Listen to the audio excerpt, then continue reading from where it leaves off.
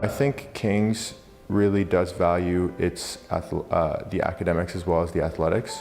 So there's a greater focus on balance in terms of that. So it's not that you're primarily an athlete and then also a student, so that you're a student athlete. So I really enjoyed that balance there. Volleyball is a really interesting sport because not only is it really physically demanding, but it's really mentally challenging, and it encourages a team atmosphere. It's been an amazing experience playing for Kings.